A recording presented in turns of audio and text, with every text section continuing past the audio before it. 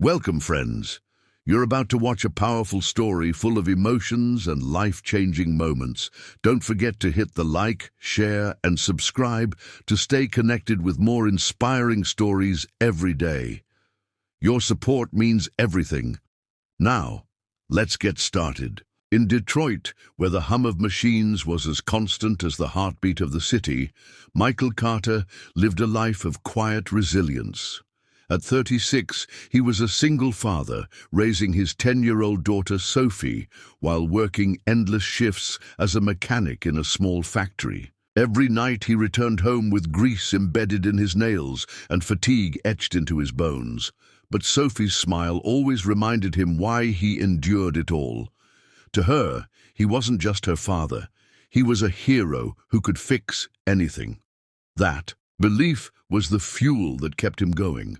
One late afternoon, just as the factory workers were preparing to clock out, chaos struck. The pride of the company, a $2 million luxury prototype engine meant for the CEO's private collection, had failed during a critical test run. Engineers scrambled, manuals were spread open, and senior mechanics argued heatedly over solutions.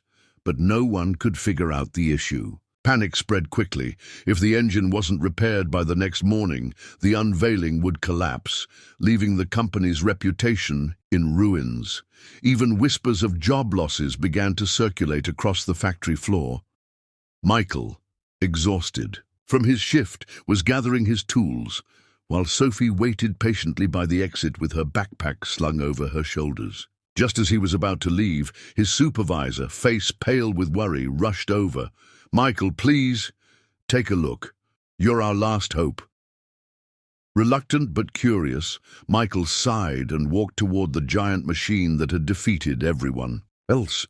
He knew he wasn't the most educated mechanic in the room, but his instincts had saved him countless times. Sometimes, a machine just needed to be listened to. He bent low, pressed his ear near the frame, and let his fingers trace the contours of the engine like a musician feeling out an instrument. Every click, every hum, told him a story. Then, his eyes narrowed. There it was. A misalignment so small it had escaped the others, but to Michael it was glaringly obvious. With nothing but a wrench and steady, experienced hands, he adjusted the alignment. The silence was thick with doubt, until the moment he twisted the last bolt and signaled to try again. The engine roared back to life, vibrating with flawless strength. For a second, the factory was utterly silent. Then the room erupted with cheers, claps echoing off the walls. Engineers who moments before had doubted him now stared in awe. Sophie's face lit up like the sun, her pride glowing brighter than any paycheck Michael had ever earned.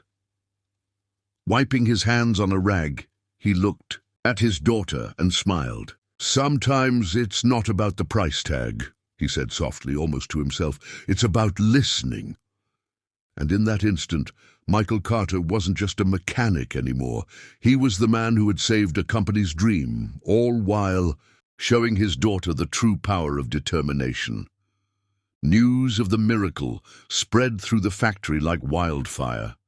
By the time Michael was wiping the last streak of grease from his hands, whispers had already traveled upstairs to the company's executive offices. Richard Hale, the 45-year-old CEO, was a man known for his relentless pursuit of perfection and his icy demeanor in the boardroom. When he entered the workshop with a small entourage of sharply dressed executives, the atmosphere shifted instantly. Workers straightened up, silence fell, and Michael instinctively tightened his grip on Sophie's hand, preparing himself for criticism he thought was inevitable. Richard's voice cut through the stillness. "Who fixed my engine?"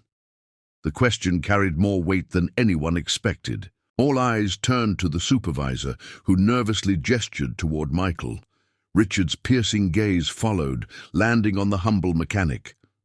But instead of the anger or disbelief Michael braced for, Richard's expression changed as he noticed Sophie clinging to her father's side. In that moment, the intimidating CEO's edges softened, and his tone lost its sharpness. He stepped forward, extending his hand. "You saved this company tonight," he said firmly. Michael hesitated, unsure if this was some kind of cruel setup.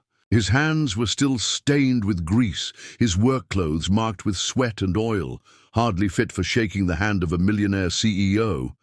But Sophie nudged him gently, whispering, "Dad, take it."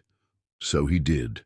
Their handshake was strong and real, bridging a divide between wealth and labor. Richard then bent slightly toward Sophie, smiling for the first time that night. "Your dad just did something no team of experts could," he said, and Sophie's eyes glistened with tears of pride as she hugged Michael tightly. The next morning, Michael arrived at the factory expecting things to return to normal. Instead, he was summoned upstairs to an office he had never once stepped into. Richard was waiting, his tone calm but resolute. "Men like you are rare, Michael. Skill and heart like yours can't be wasted," he said. To Michael's astonishment, he was offered a new role, head of the prototype division. The position came with a salary far beyond anything he had imagined, full health benefits, and enough security to give Sophie the brighter future she deserved. For Michael, it felt like stepping into a world he had only ever seen from the outside.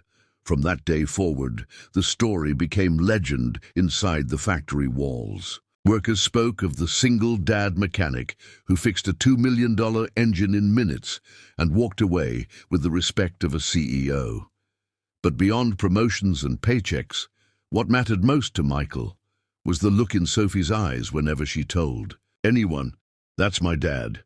And for Richard, it wasn't just about rewarding skill.